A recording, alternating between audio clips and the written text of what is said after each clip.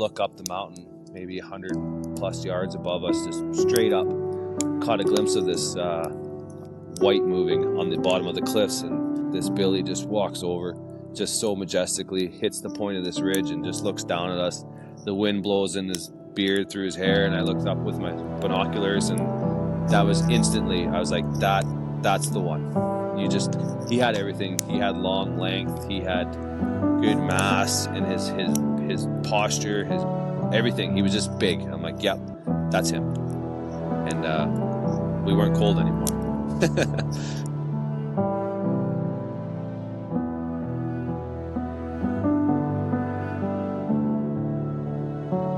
A survival state right from the second I pulled that trigger. It wasn't hunt anymore, and it wasn't enjoyable. It was a survival mode now. I'd been up there a few years before, not in the dark, but up that mountain when there was snow on the ground, and it was just absolutely brutal. And I told my wife I'd probably never go up there again when there was snow. Here I was. It was scary. It was probably 70 to 90 kilometer an hour winds up there. I would say both our bags were pushing 90. Peak like this, and we're on the ridge, and each side of it's just 1,000-foot vertical drop. So if you were standing and you tripped and you fell backwards, you're done. There's nothing to hold on to. It's nothing. It's just snow-covered rocks. You wouldn't stop till you hit the bottom.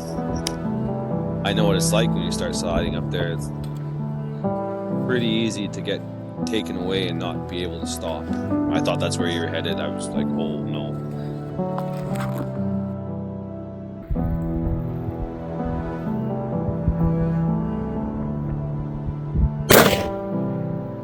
I wanted a big goat, a true trophy, a king of the mountain, so to speak. Something that would make the record books. That film, it means a lot to me. That captured me in my passion. That's the rawest form of what I do. That film means more to me than all the pictures on Instagram that I have, the photo album of my hunting career over the years, and the mounts on the wall. Like, I've told a million stories. I visited a lot of hunters. That video captures everything of who I am and what I am and what I love to do.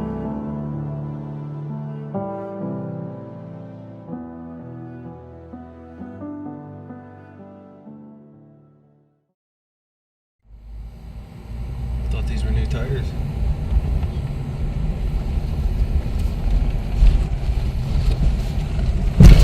Yeah, everything's better with some speed. Momentum. That's right. Little backbush physics.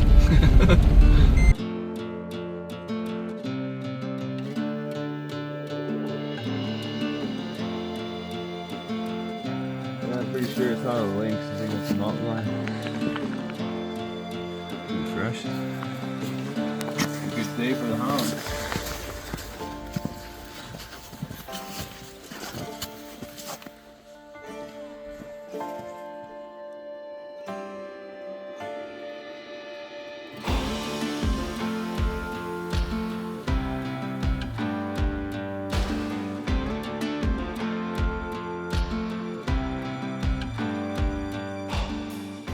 So do you cut in like across like that top of that ridge there and then come up? Or how do you do it? Yeah, so we keep following this road until we get to the bottom, closer to the creek. Yeah. We cross the creek, and then, yeah, we'll pretty much try to stick to that ridge, depending where they're at. Yeah. Here in this basin, We'll cut come across. across the bottom. And I got my happy glasses here if it gets too thick with snow. Tinted up.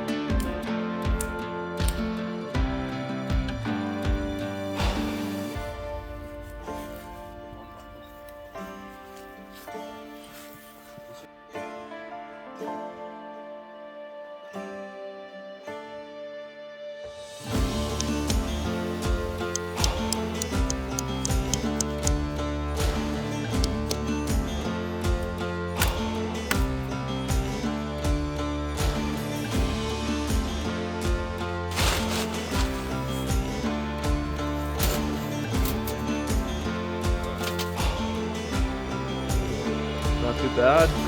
Yeah, pretty nice. Nice camping weather, not hunting weather. There's a mountain over there.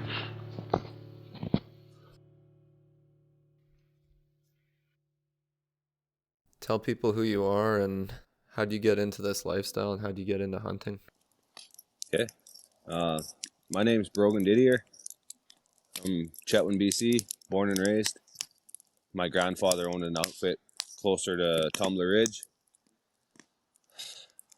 Before that, he kind of guided around here as well, a horseback guide. Anything to say for the world? I think it's fantastic, and a great shot you did, Brad. One of the best shots I've seen in a long time. You rolled them over great. Just great. look, looks good. This is the heck of an adventure. We've had a good 2 days.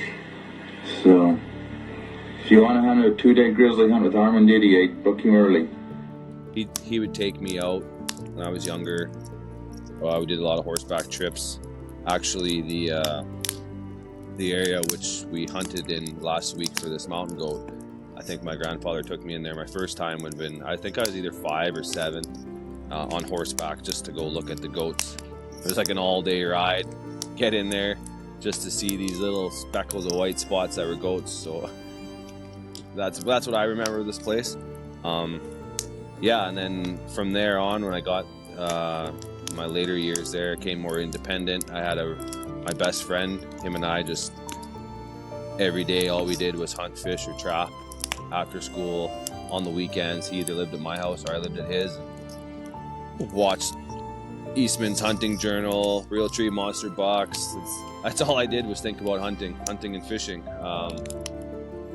Yeah, so I've been doing it ever since I can remember, since I can walk, and took it up more of a sport and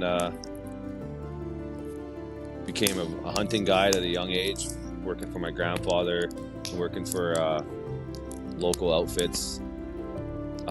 Regardless of what job I had or what I was doing at the time, a hunting guide was kind of like what I knew the best. I always fell back on being a guide, and yeah, it got me through a lot of life's challenges, and I'd say yeah, it's who I am.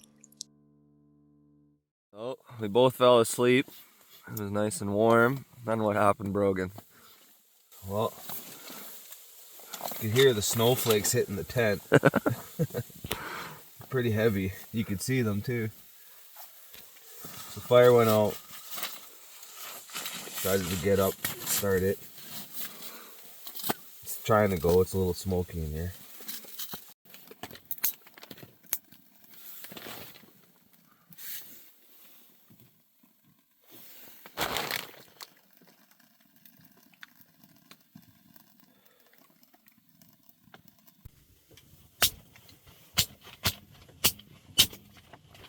Look at that. You look like a professional on film here. Just don't cut your phone off while I'm filming. Make money. Ripley's, believe it or not, are dumbest hunters alive.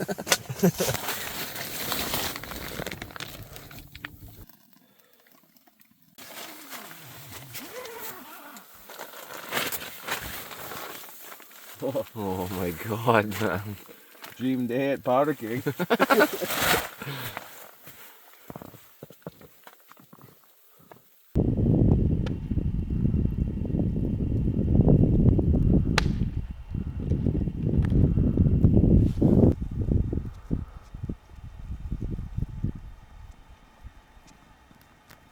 Firewood for the night. Morale at all-time high. This is living.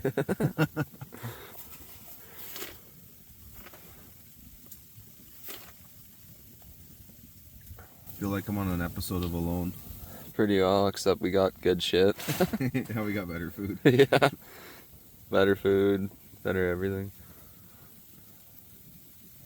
Halloween candy and chewing tobacco. Yeah.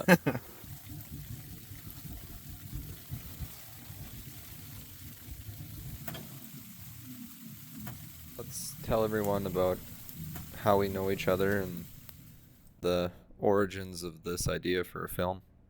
Yeah, so I guess Dalton and I worked together at a Chetwynd Camphor Mill in Chetwynd. It was a new energy plant, pellet plant, energy plant. We were power engineers and worked alongside there together. Kind of went different directions after a couple of years and just stayed in touch through social media and whatnot. And I seen that he filmed a sheep hunt, and it's pretty hard to find a good videographer, let alone someone who's willing to go through that adventure, or hell, some people might call it.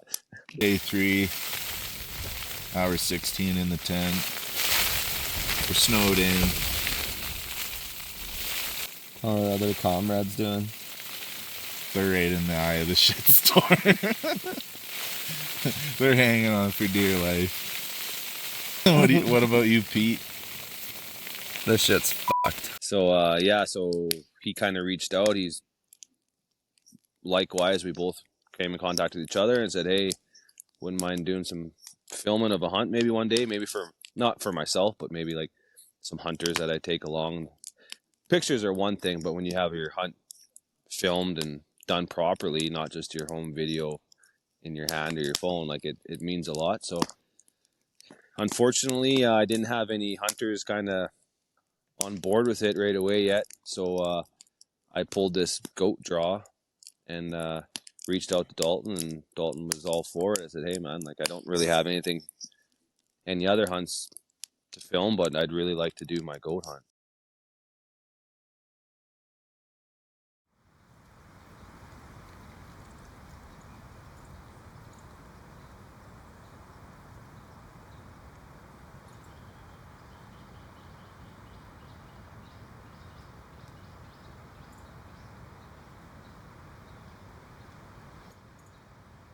How was last night? It wasn't as bad as I thought it was going to be. It was a little cold. I fell asleep pretty early and fast. Thankfully, Dalton stoked the fire till like midnight pretty regularly, so that helped. And then I switched roles. We took over, and I stoked from midnight on. Had to do it every hour or so. We had to keep the stove kind of cranked so you get some heat out of it, and when you do that, you burn through wood pretty fast.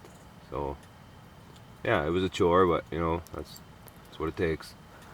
It wasn't too bad. That's what it takes. How much snow did we get?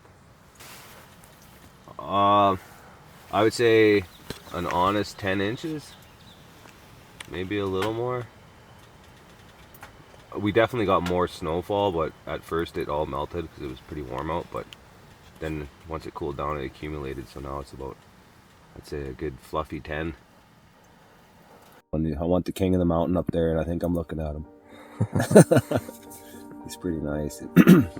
Sitting on a big rock, overlooking everything, kind of by himself. Yeah, that might be definitely going to be one to look at when we get up there. The way he was kind of running that mountain, probably the main man up there. So I think we watched him for a while. We watched him till we knew he was kind of sticking around there, geared up, waited for the sun to come up, finished our coffees, and started pressing through the snow. And I think at some points there, it was over our knees. It's hard to explain to people that ask me what hunting guides like, or taking people out, or like what the bush is like. Some days are just, you just can't explain it. I can't explain it. I'm not very good with words. So this video footage, like the people that are watching the show will probably be pretty floored at the scenery, what we got to experience up there. If I were to take a stab at it, it's a place where you are smaller than yourself, and it allows you to look at everything differently. How can such a harsh environment hold such beauty? It's nature's perfect contrast. And what is life without contrast? How can you be looking at something outside of yourself, but still be looking within? Pretty nice. Pretty damn nice. Could definitely be colder. I don't think it gets much prettier. My wife, maybe. Oh, there's a way to earn brownie points. You should have seen her when she was pregnant. She was glowing.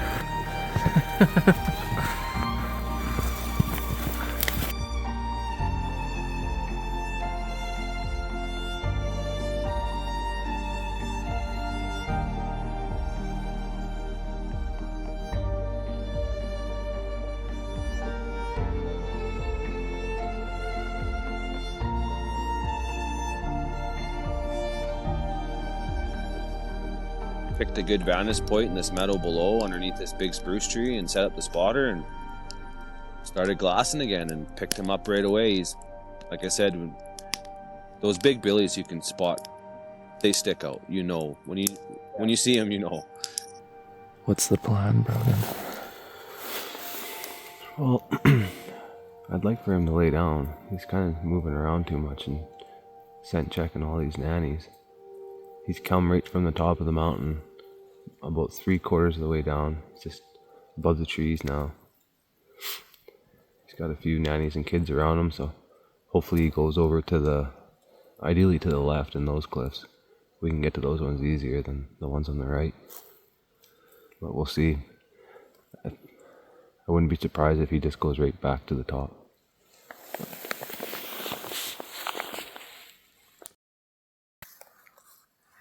Let's go get him. Let's do it. A little bit of a distance to shorten up, but I'm already breathing heavy and I haven't even started walking yet. I'm out of shape.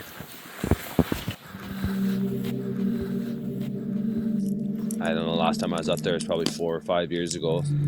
And what I remember was it was steep and you'd get up and then there was a couple willows, but you would get into this big timber of spruce and it was easy going. The snow would be less in there too.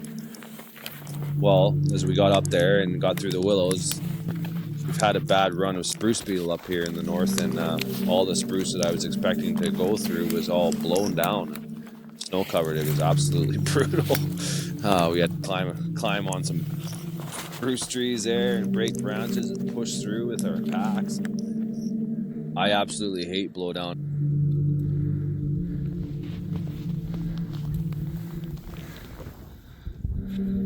How close do you think we are?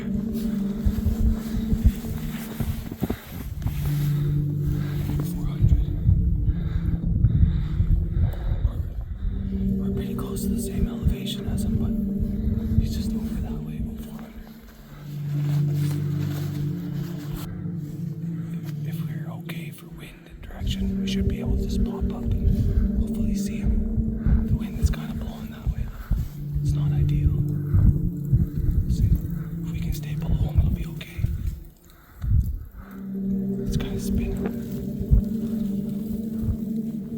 I was hoping we would pop out a little bit lower and we could look up at him and the wind wouldn't be an issue, but more times than not, made a mistake and come around the corner and catch all these goats just cutting out of there. There's beelining it, got on him and knew it was him. He was probably 200 or 300 yards and running away, so there was definitely no shot there, and I wouldn't feel comfortable doing it anyways. And as he was running away, I was thinking that was probably it. That was the one I came up for, and probably wouldn't see him again.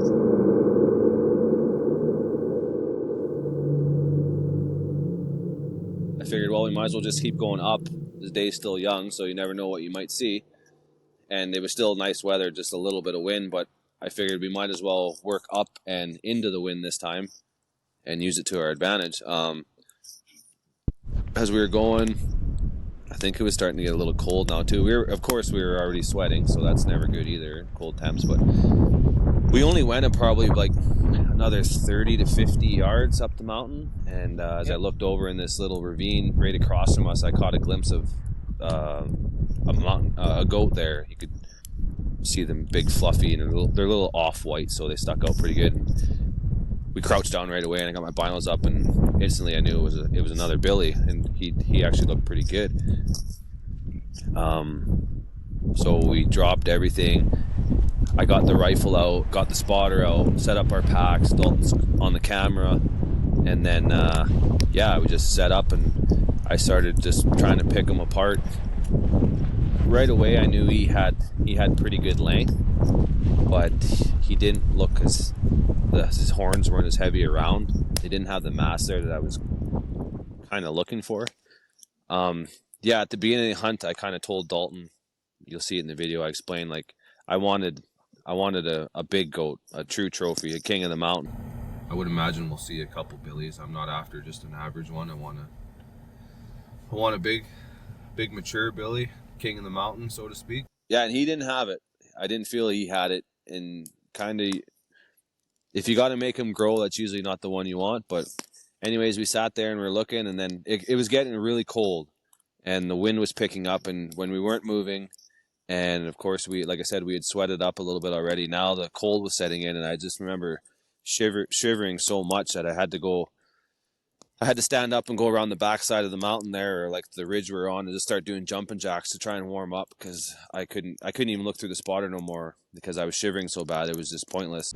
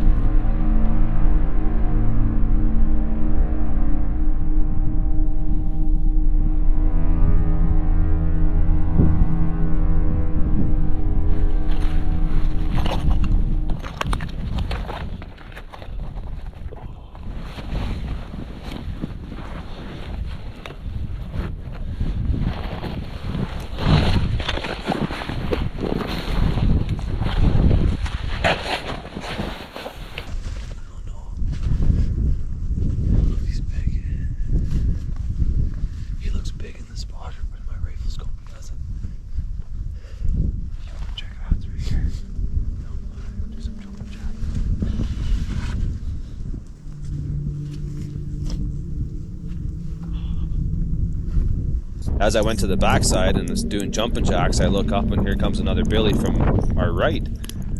And he also looked pretty good, but just completely opposite. He wasn't, at first he didn't look like he had the length. He was definitely had heavier horns, so go and quickly grab Dalton and the spotter and come running over and say, there's another one here. So I get set up on him and start looking, and yeah, I just trying to unfortunately make him grow as well. It just didn't feel right. Like it wasn't an obvious one.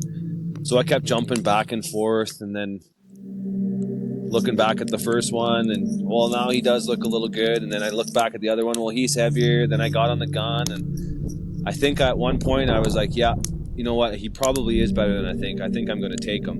And he stood up and he was starting to walk away. The first billy, and I don't know, just in the rifle scope, he didn't look near as impressive as he did even in the spotting scope. So I just couldn't do it. I'd much rather walk off that mountain empty-handed than pack something that I'm just not happy with. Not saying that it was the easy road out, but I just that's not what I came for, and I knew better. And I couldn't come to terms. I would have been so disappointed in myself if I walked over there and told myself, well, he's okay. That's not what I was looking for. I want something I wanted to be so happy to come off that mountain with what I've been dreaming of. Like I said, I've never had this draw before, and I've guided some goats in there before, and I know what a good one looks like, and I know what it takes to get a good one. And if that meant coming off the mountain empty-handed, well, then that's what it meant. It was tough watching those two billies walk away.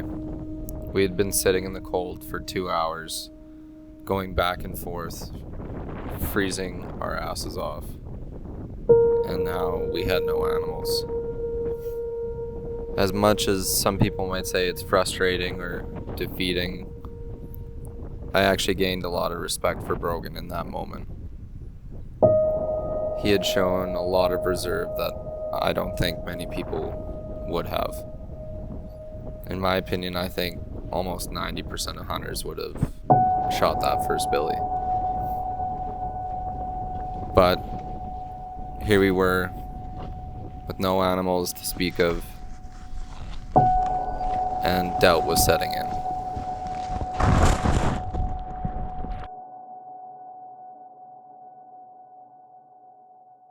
Maybe it was 5 minutes later, we're trying to warm up, we're doing jumping jacks, and we look up the mountain, maybe 100 plus yards above us, just straight up. Caught a glimpse of this white moving on the bottom of the cliffs, and he kind of, I think Dalton's got video of him. This billy just walks over, just so majestically, hits the point of this ridge and just looks down at us. The wind blows in his beard through his hair, and I looked up with my binoculars, and that was instantly, I was like, that's the one. He had everything. He had long length, he had good mass, and his posture, his everything. He was just big. I'm like, yep, that's him. And we weren't cold anymore. We packed up, threw everything in our bags. I unloaded my gun, put it back on my pack, and we started going straight up the mountain.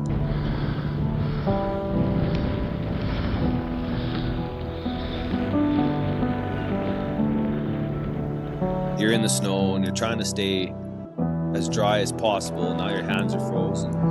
It seemed like every third step I take happened to be on a flat lying rock that was covered in snow, and we'd slide back down. But I don't know, we probably made it up there in pretty good time. It seemed like it took a while, but actually we ripped up that mountain pretty fast, actually. If he stayed on that bench, which they usually do, and he was going into the wind, everything was in our favor. It would just be timing. Popped around this rock, and I could just see these two black horns on the other side of the ridge.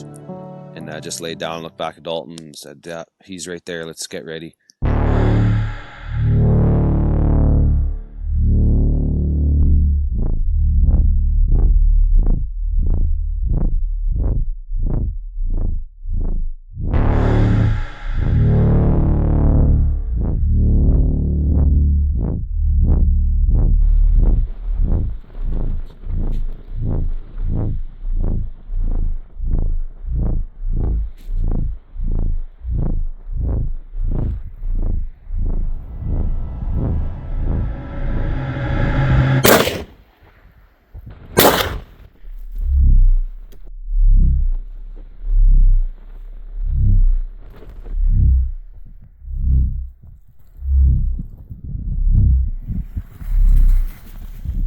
Guys.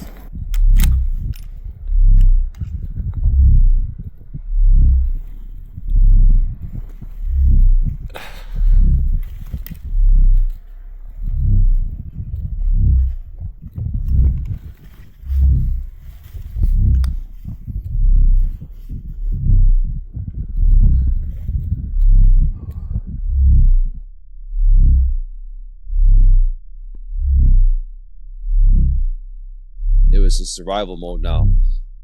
Time is of the essence at this point. We're probably not going to come off this mountain in the daylight. I'd been up there a few years before, not in the dark, but up that mountain when there was snow on the ground, and it was just absolutely brutal. And I told my wife I'd probably never go up there again when there was snow, and here I was. The wind was howling at this point. It's really picking up, and we were just battling time. It was going to be any second now. It was going to be dark. Get to processing and get him packed up so we could get off that mountain. Took the whole life-size cape, so that takes a little extra time and a lot more weight now in our bags. You ready to go home? Yep. Get the hell off this mountain. We're not in a very good way right now. Dalton took all the meat, I took the whole cape and the gear, and we started trekking out of there. I would say both our bags were pushing 90.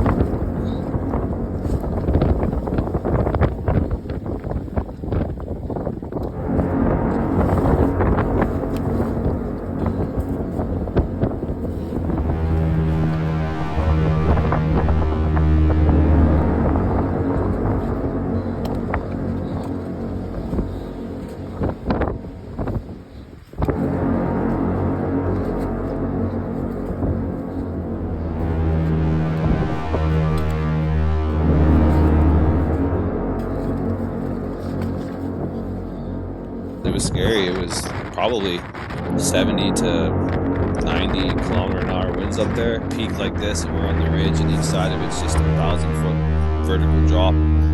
So if you were standing and you tripped and you fell backwards, you're done. There's nothing to hold on to. It's nothing. It's just snow-covered rocks. You wouldn't stop till you hit the bottom.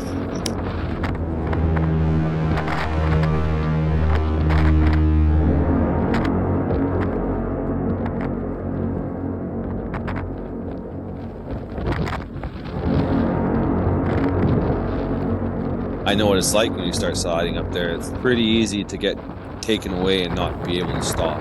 I thought that's where you were headed. I was like, oh no.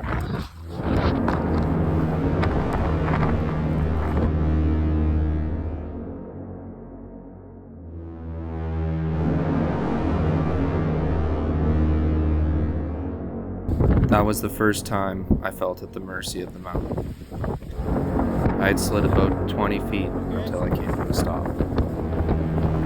Thankfully, I was already low to the ground when I started to slide.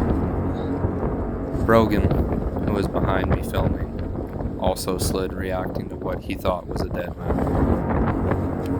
After we recovered, there was no more filming. We had to get into the trees and out of the wind. For the next 2 hours, we pushed through knee-high snow, blown down trees, the creek valley, and massive snowdrifts. We had nothing left. The last time we had ate was breakfast that morning, and now it was 9 p.m. With each step, we had a little less. We needed to get to that tent. The tent was our lifeline, or so we thought. Alright, Brogan, tell us the situation we're in. I think we started hiking at like 10 to 7 or something. We got back to camp at 9. Just in time, because the wind is crazy down here now too. Raining, snowing. Just about lost our tent. We had to hold the post up and all the pegs blew out of it, so I had to run out and put them in the ground again and try and get the stove going and get some firewood, and the drift's coming in, and oh, it's rugged. I'm frozen. I'm hungry. Billy's really making us work for it. Don't know if we're going to try and, if it calms down out there, maybe we'll try and take a load to the truck. It's about 5K hike one way. Maybe just get to the truck and sleep in it and wake up in the morning and come back down and grab camp, I guess. We'll see. It's just, yeah, an adventure. Pretty rugged. Try and get some clothes dried out here and boots. Maybe even sleep in the sleeping bag for a few hours. I don't know. I'm kind of stumped, to tell you the truth. Let's get this fire going and keep it going for a bit. Everything I got soaked.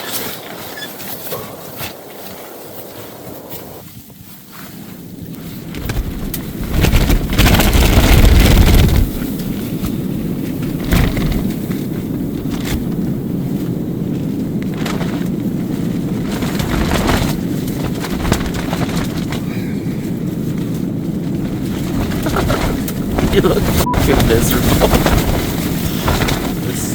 This sucks so bad.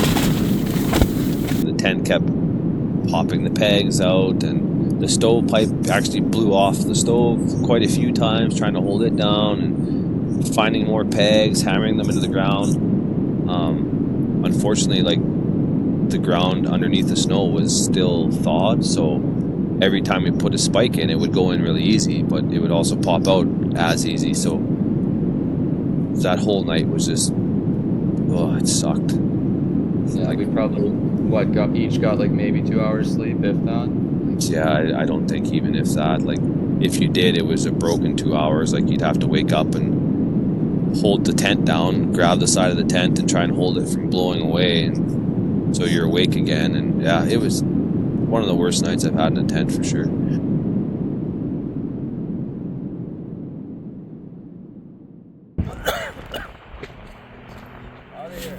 So we were down in the valley bottom where our tent is, and the truck, unfortunately, was kind of halfway up the adjacent mountain. So right from the tent all the way to the truck was the road, or the old road was an incline. Plus the deactivations were just huge deacs. So every once in a while you had to go down this, they were huge deactivations. Like you'd go down this big ravine and then you got to come up the other side, and everything was wind drifted on the steep side, the other side. So you're trying to break through crusted wind drifts that's over your waist and climbing with the heavy pack.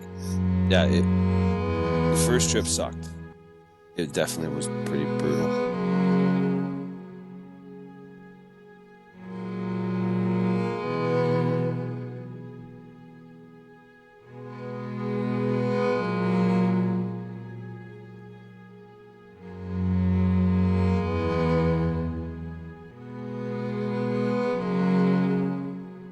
My last question for you, Brogan, is this.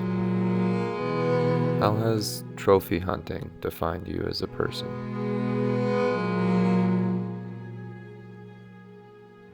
The word trophy, I think a lot of people mistaken that for what it truly means.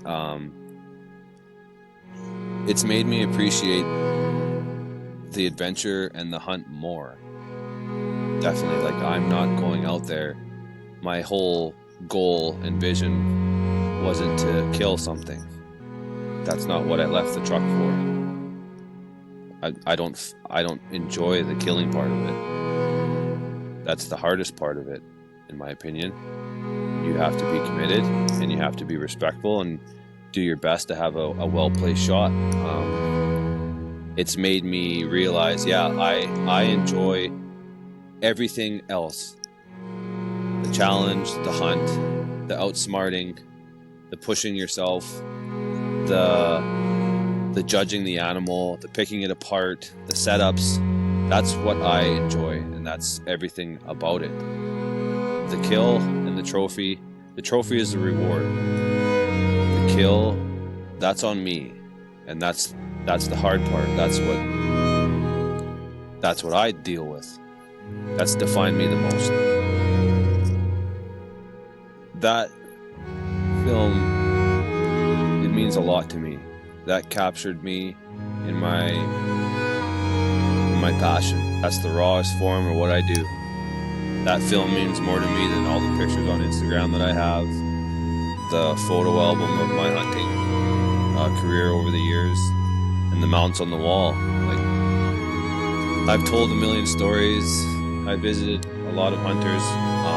That video captures everything of who I am and what I am and what I love to do.